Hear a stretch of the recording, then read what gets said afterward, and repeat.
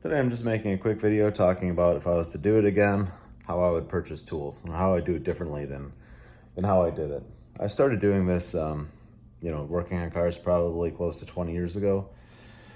And at that time, I don't know if it was just the shop I was at or what exactly it was, but it was pretty normal for everybody to just buy just about everything off the tool truck.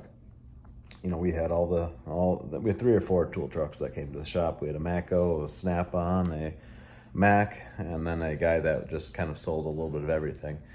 And it's so convenient, and you're you're young and you go onto this truck and there's a bunch of shiny tools on there and there's other techs on there buying stuff and you just want to buy everything. And that's pretty normal for mechanics, I think. And a lot of the tools are a good idea to purchase. They're very high quality tools. I mean, you buy a set of Snap-on wrenches, they're going to be good wrenches. I don't know, there may be better stuff out there, I'm not sure, but it's the best, best basic set of wrenches I know of are Snap-on, in my opinion. But a lot of really good tools out there, and it's a lot easier to get tools than it ever was. And a basic set of wrenches from Snap-on right now is probably about $500. And a good set of wrenches online, let's say Gear Wrench brand or even like Tecton or something. There's tons of wrenches out there. Even the new Harbor Freight Icon series, they really are starting to make some nice stuff. And the whole set might cost you $100. So is it as good as Snap-on? I don't know. I haven't done all of the elaborate testing, but I've played with them before. I've used them, all different kinds of wrenches, and I can't tell much difference. And it's $100 versus $500. So is it 5 times better? I would bet anything that it's not. It's nice to buy tools from these tool truck guys. They're coming to the shop and they're making it very convenient. Tools that have a high failure rate, tools that you're likely to break. Let's say 1/4-inch swivel sockets, stuff like that. It is nice to have some Snap-on ones, because if you do break them, the guy will come to the shop and you can get new ones right there, and it's kind of nice. Or let's say the ball socket Allen's, stuff like that has a high failure rate. It's nice to buy that off the tool truck rather than ordering it online, some brand that you might not know how to warranty, and you have to ship things around and stuff like that. The convenience is worth it to me. And plus, you want to buy stuff from those guys, especially if you already have tools from them, just to keep them around. If you stop purchasing things and all the techs stop buying stuff from these guys, they won't show up. They're there to make money, so that's their job. So it's good to throw them a bone every once in a while and keep buying things, but maybe don't rack up a huge balance. Toolboxes are another thing that I see a lot of guys really get sucked into. They want to buy the biggest, shiniest, newest, massive toolbox, even when they're new at this, and get themselves, $15,000 in debt, right away with this box. And I get it, because it's super tempting when you go on a truck and you see these new boxes that have all this cool stuff on them and they're all lit up and they got charging things for everything you could possibly want. Super tempting just to say, charge it. They make it easy too with their financing. A lot of their financing is 0%, and it's super easy just to buy everything from them. I never got too sucked into that. My dad was a good role model with that. He also is a mechanic, and he was never got too drawn into that. He always had really good priorities, and I always respected that about him. He never went crazy and just had enormous amounts of tools that he didn't use and stuff like that. When he bought a tool because he needed a tool.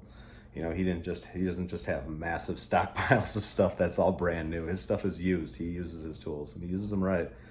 But yeah, he never got really sucked into having, the biggest, fanciest toolboxes and stuff like that. He was more about actually fixing cars, not trying to look like the kind of a hot shot, But so I bought my first large toolbox from the Mac guy, and it was a Snap-on toolbox used.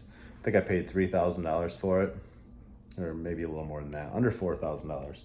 But it's a big box. It was already probably 10 or 15 years old when I bought it, but I've gotten a lot of use out of it. I use it every day. I'm not really planning on getting another one. I can add additional lockers and maybe, you know, stuff like that. And I have carts to store my stuff, but yeah, I don't really see a need in, you know, spending $20,000 as much as a car, you know, to get a big, you know, fancy box. But that's another thing that I would, you know, I don't think is worthwhile. I mean, you put your tools in this thing, you put dirty tools in it, and you're in a pretty nasty environment usually, and it's hardly worth the kind of money, you know, in my opinion. I mean, everybody's different, but yeah, so a lot of good brands out there. I would say tools that have a high failure rate. Use your tool guy that comes to your shop, you know, within reason. It's a good idea. Tools that you don't use that often, specialty wrenches, things like S wrenches and moon wrenches, and even like taps and extractors and stuff like that. Maybe just purchase them online. There's a lot of good brands out there. There's tons. You know, you can buy tons of stuff on Amazon. Just about everything you could ever need. Even specialty tools for particular jobs you're doing, cam locking tools and things like that, you can purchase on Amazon, and it'll save you a lot of money. And for how often you use them, you'll be fine. You know, a lot of these things, even drills and tap sets and stuff like that, you could buy 5 or 10 drill indexes for the price of a Snap-on one, and you can get good American-made stuff that's a lot cheaper. And a lot of times it's hard to get these tool guys to warranty those kind of things anyways. So in my opinion, it's not really worth it. But yeah, so it's easy to get sucked into the trap of just buying all the shiny stuff you see on the truck. Try to avoid it and keep it within reason, especially when you're new at this and you're just trying to get the experience, and you're trying to make more money at it. It's not really beneficial to just, you know, try to fit in with all of the senior techs and just try to, you know, right away buy all this crazy high-end stuff and spend thousands and thousands of dollars. And it's not always the best idea. Especially a lot of, you know, people that start this career decide this isn't even what they want to do. You know, as time goes on, after they do it for a few years, they say, this isn't for me. You know, I don't have the passion for car repair that I thought I had. So then you have, you know, all this debt and all these tools that are not worth as much when you sell them. You can't get all your money back, you know. Their tools will still be worth something, but you're not going to get anywhere near the money you spent on them. So just be cautious and be reasonable. And yeah, so hope everybody is having a good, relaxing weekend.